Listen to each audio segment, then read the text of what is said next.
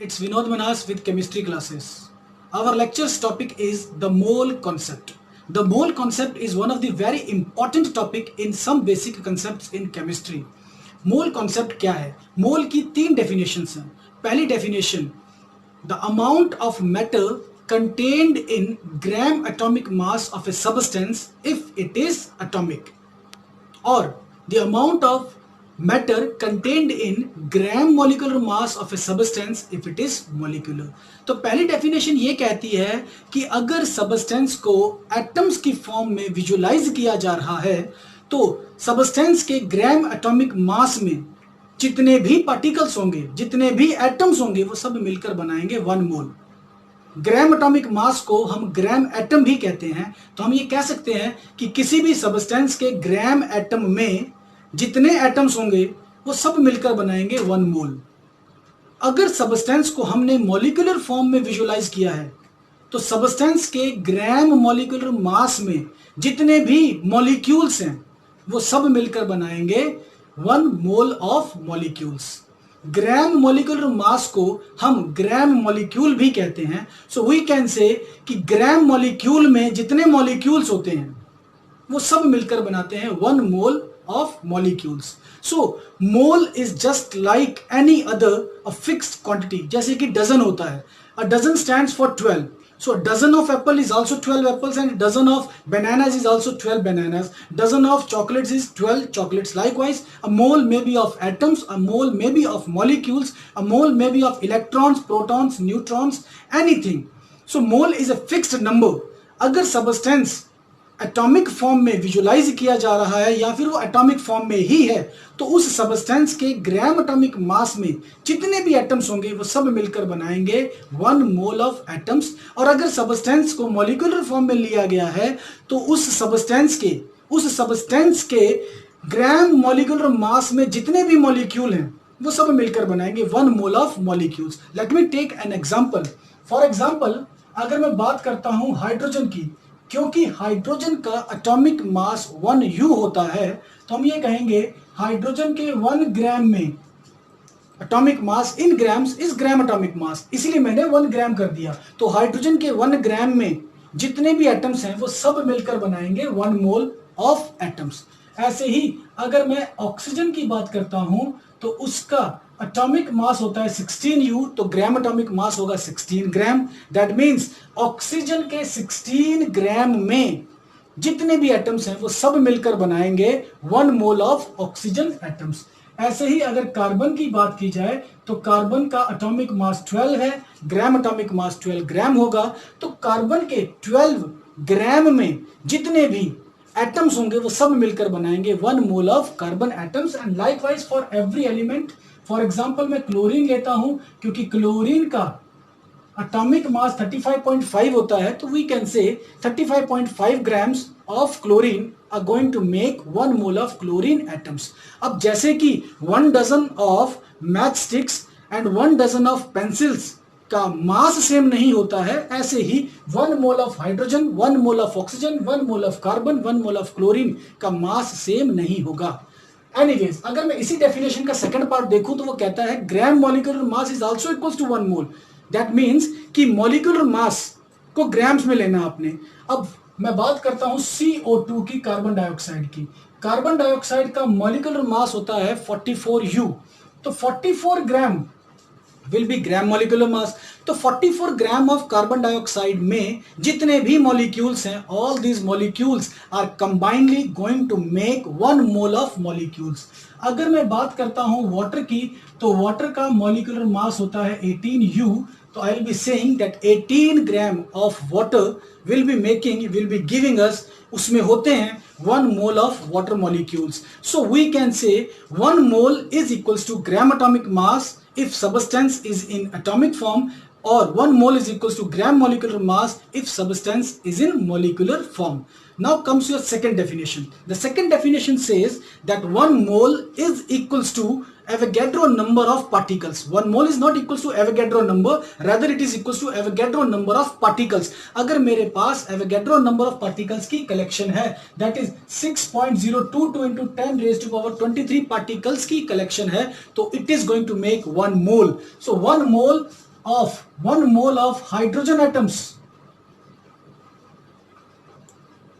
is going to be 6.022 into 10 raised to power 23 H atoms.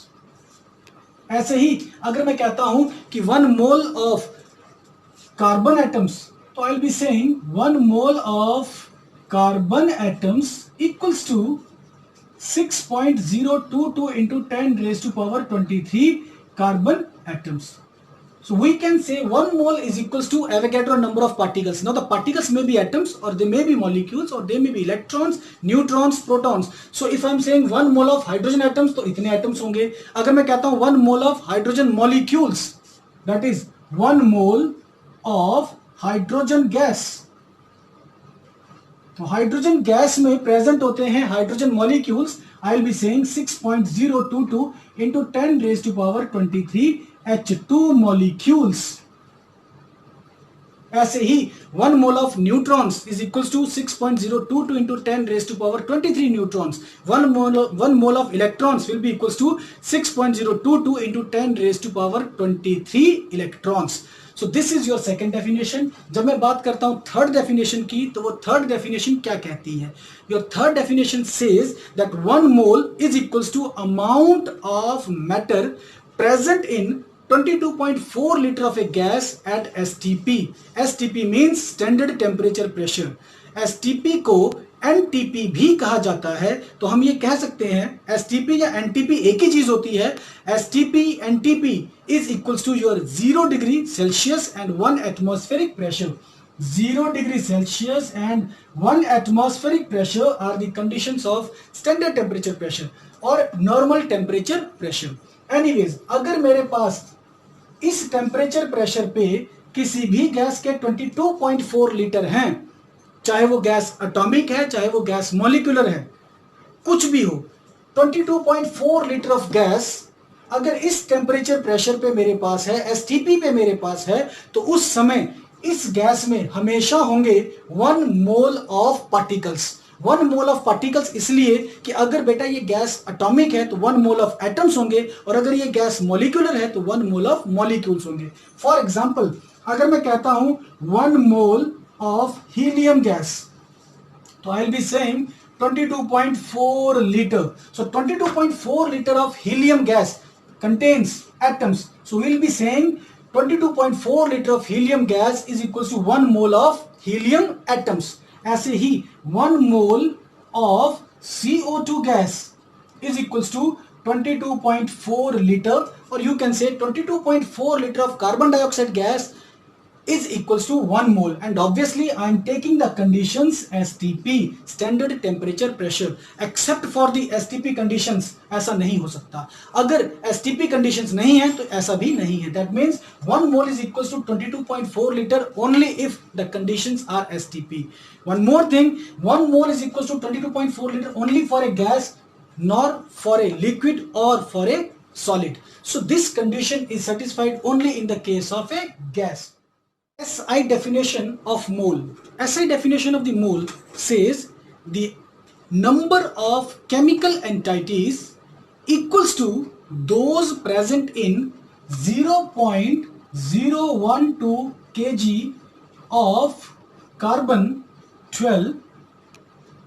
कहने का मतलब कि कार्बन 12 के 0.012 kg, that is 12 gram, carbon 12 के 12 ग्राम में जितने एटम्स होते हैं, अगर उतनी ही मेरे पास और कोई केमिकल एंटाइटीज हैं तो वो सब मिलकर बनाएंगी 1 mole. So the number of chemical entities equals to the number of atoms present in 0.012 kg of carbon 12 is called 1 mole. So ये तो आपकी डेफिनेशंस हैं 1 मोल की या मोल की.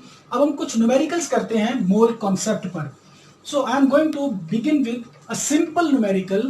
Let me suppose I am asked calculate the mass of 2.5 moles of CO2. Carbon dioxide के 2.5 moles का मास कितना है? I will be writing the answer like this: 1 mole of CO2. अब क्योंकि कार्बन डाइऑक्साइड मॉलिक्यूलर है और हमने डेफिनेशन नंबर 1 में देखा था कि 1 mole is equals to gram atomic mass और ग्राम मॉलिक्यूलर मास। क्योंकि ये मॉलिक्यूलर है तो I will be saying that 1 mole of CO2 is equals to gram molecular mass which is going to be equals to 44 grams. 44U is the molecular mass of CO2, तो 44 ग्राम आ गया ग्राम molecular mass। तो 1 mole of carbon dioxide का मास है 44 ग्राम, तो आई can right mass of 2.5 moles of CO2 is equals to 44 gram multiplied with 2.5 mole. That means I'm getting the answer 110 grams. So the mass of 2.5 moles of carbon dioxide is 110 grams. Now this answer अगर मैं थोड़ा ध्यान से देखूं तो ये answer जो मुझे 110 ग्राम मिल रहा है which is the mass of 2.5 moles of CO2, it is obtained by multiplying 44 gram with 2.5. Now this 110 gram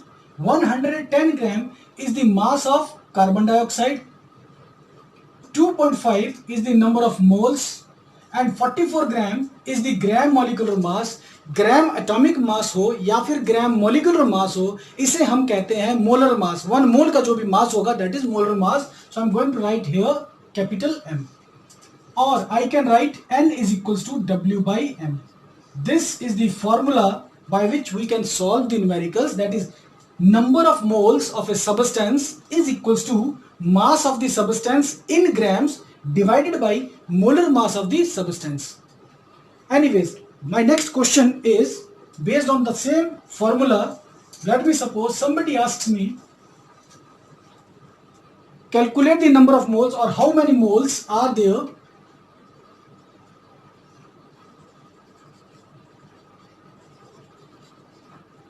in 12.8 grams of methane. Methane के 12.8 ग्राम्स में कितने मोल्स हैं? तो I will be writing W given to me is 12.8 grams. The molar mass of CH4 is 16 gram per mole. I know that N is equals to W by M. Number of moles is equals to given mass upon molar mass. So N is going to be equals to 12.8 grams divided by 16 gram per mole. By solving this, we will be getting the answer N, that what is the N is. So I am having the formula N is equals to W by M, which I should always keep in my mind. That means कि अगर हमें ये formula मालूम है कि N is equals to W by M, if we know W and M we can calculate N, if we know N and W we can calculate M also. That means कि हमको इन तीन में से कोई दो क्वांटिटी अगर पता हो तो हम आसानी से तीसरी को फाइंड कर सकते हैं। One more numerical, how many molecules are there in 2.5 grams of CO2। Carbon dioxide के 2.5 ग्राम्स में कितने मॉलिक्यूल्स हैं? So first of all what is given to me is W 2.5 grams. मुझे 2.5 ग्राम्स दिए गए हैं और molar mass of carbon dioxide is 44 gram per mole. What I am asked to calculate the number of molecules. मेरे दिमाग में कहीं ना कहीं पर यह फॉर्मूला है कि नंबर ऑफ मोल्स निकाला जा सकता है by using W upon M, but here I am not asked to find the number of moles, I am asked to find the number of molecules. तो कहीं ना कहीं पर पहले मैं थोड़ी सी कैलकुलेशन कर लूं। 1 mole is equals to Avogadro number of particles, तो that means N moles is equals to N into Avogadro number of particles। जितने भी मोल्स होंगे मेरे पास वो होंगे N into Na particles। So we can say N moles, that means number of particles in N moles is equals to W/m multiplied with Avogadro number. So n moles में कितने particles हैं? Let me suppose capital N.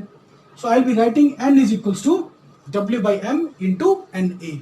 This formula stands good in case of molecules. अगर मुझे molecules find करने हैं और substance भी molecular ही है. अगर सबस्टेंस एटॉमिक है, एटम्स की फॉर्म में एग्जिस्ट करता है, तो उस समय ये फॉर्मूला हमें बताएगा नंबर ऑफ एटम्स के बारे में. That means the same formula is going to tell us about the number of molecules and number of atoms. Difference क्या है वो याद रखना है कि अगर सबस्टेंस मॉलिक्यूलर फॉर्म में है, जैसे कि कार्बन डाइऑक्साइड, जैसे कि वाटर, जैसे कि मीथेन, जैसे कि ग्लूकोज, इवन के hydrogen gas, oxygen gas, chlorine gas, ये सब मॉलिक्यूलर फॉर्म में है. That means this n is equals to W/m into Na is going to give me number of molecules.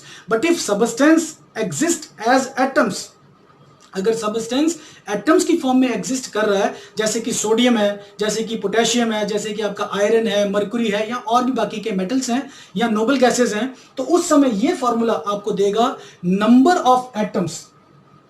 Because at that time your molar mass will be gram atomic mass. अगर substance molecular form में है तो molar mass होता है gram molecular मास, और अगर substance atomic form में, atom की फॉर्म में है, तो उस समय मोलर मास होता है ग्राम atomic mass. Anyways, I am going to solve this numerical. W is known to me, M is known to me, Na is 6.022 into 10 raised to power 23. So I can say number of molecules capital N is equals to W/m into Avogadro number. So I can say N is equals to 2.5 upon 44, 2.5 grams upon 44 gram per mole into 6.022 into 10 raised to power 23. So by solving this we will be getting our answer. आप इसको पूरा solve कर लीजिए, आपको आपका answer मिल जाएगा that how many molecules are present in 2.5 grams of CO2. For example, if I am asked, मुझे molecules नहीं पूछे जाते, मुझे पूछे जाते कि how many total atoms are there in 2.5 gram of CO2, तो उस समय मैं क्या करता? इस फॉर्मूला की हेल्प से हम मॉलिक्यूल फाइंड कर सकते हैं, लेकिन हमें यह भी पता है कि कार्बन डाइऑक्साइड के 1 मॉलिक्यूल में कार्बन का एक एटम है और ऑक्सीजन के 2 एटम्स हैं. That means total are 3 atoms. So we can say that number of atoms which we want to find is equals to N is equals to W/m multiplied with Na into 3. क्योंकि ये तो आपके आगे number of molecules, एक molecule में 3 atoms हैं, तो जितने भी मॉलिक्यूल मेरे पास आएंगे उसको अगर मैं 3 से मल्टीप्लाई कर दूंगा, आई will be getting the number of atoms. In general I can right the formula N is equals to W/m into Na multiplied with a number, any other number, let me suppose Z, where Z is the number of atoms present in one molecule. एक molecule में जितने भी आपके atoms हैं उसको आप represent कर रहे हो Z से. So this formula can be used to calculate the number of atoms. If substance is in atomic form, तो you can say मॉलिक्यूल में एक ही एटम है तो Z की वैल्यू 1 है. The formula will become this one जो हमने पहले लिखा है. So these are the formulas on the basis of which we can solve some numericals. इसके अलावा और भी न्यूमेरिकल सॉल्व किए जा सकते हैं, and we'll be discussing about all those numericals in the next lecture. Thanks for watching the video, and please don't forget to subscribe my channel and to press bell icon. Thanks once again.